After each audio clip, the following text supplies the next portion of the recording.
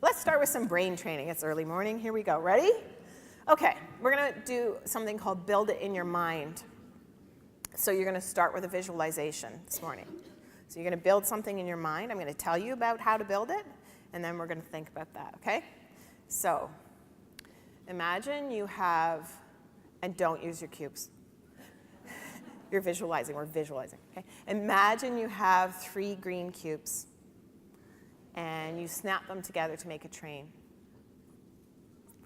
And then you have 1 blue cube, and you snap it to the top center of that train.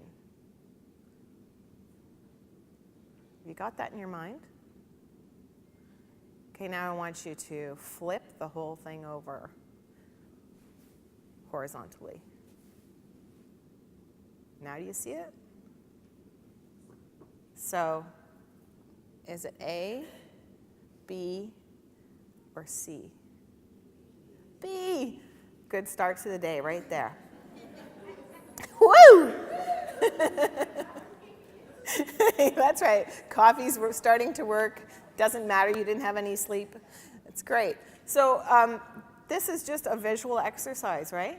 And you might say, well, I'm not really good at that, or my students aren't very good at that. But what I can tell you now is with practice, it improves. The most amazing thing about spatial reasoning is it's malleable.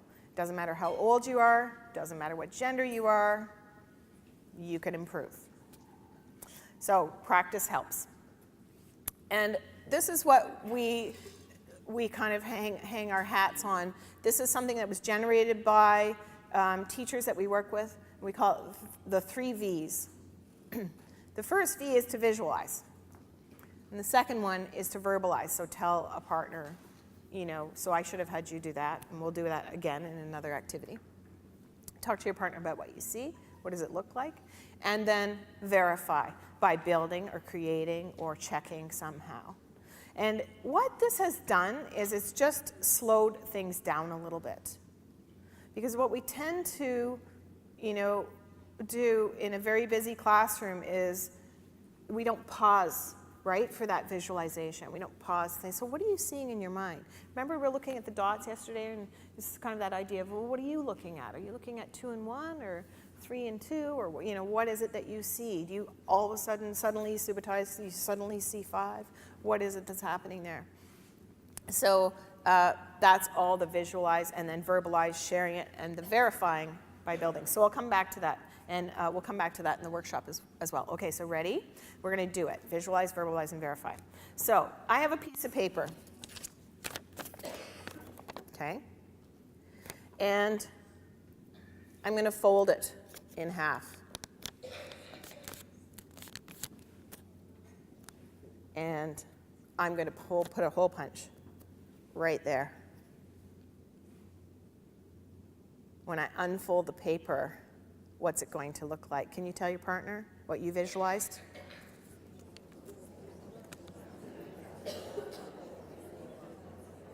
Okay, that's good enough. Adults. Okay, now look at these images. Okay, and tell me which one you think it is. A, B, or C? Yeah. Okay, let's go a little deeper. I got a piece of paper. I'm going to fold it horizontally. And I'm going to put 2 punches here, 1 here, and 1 here. Can you visualize that when I unfold it? Tell your partner what you see in your mind.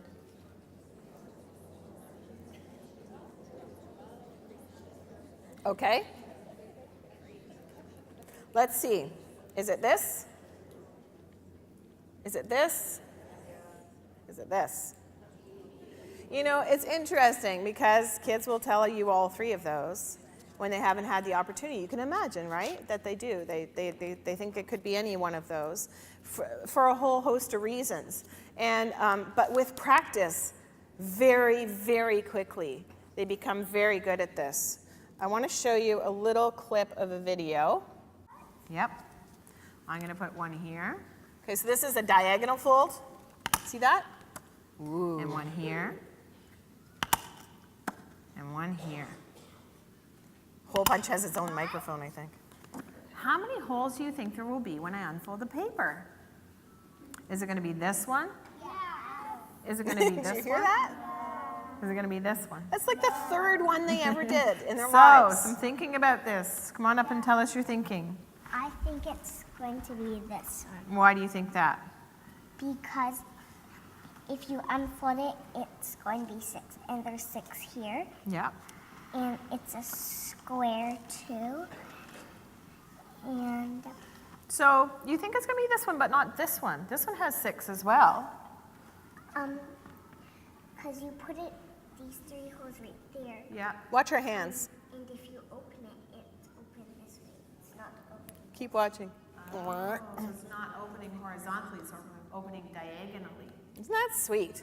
So she's really not necessarily saying diagonal, horizontal, all those kinds of things, and unfolding necessarily, but she's saying things like, well, if you take that one out, it's going to go like this, or like this. You know, that whole idea, she's kind of bringing it into her body, which is really interesting because the paper does fold toward her. And I'm trying to only stick to JKSK videos, by the way, just so you know. Okay, here's a tricky one. This is the answer. I want you to take a little sticky note on your page, and we don't have hole punches, but I want you to kind of play around with that with a partner and see if you can figure out what the how you would fold the paper. But listen for a sec. You can fold as many times as you want, but you can only punch once. Oh, okay. So work on that. Okay, I'm hoping there's been a solution at your table. So those are some warm-ups for us this morning. They all used spatial reasoning as a predominant part of the mathematics that you were doing. You used fractions language. You used terms like vertical, horizontal, folding, all those kinds of things as well. We could make some generalizations about how many folds and how many punches. So if I have 1 fold and 1 punch, what am I going to get? Versus if I have 2 folds and 1 punch, what am I going to get? There's all kinds of possibilities there as well.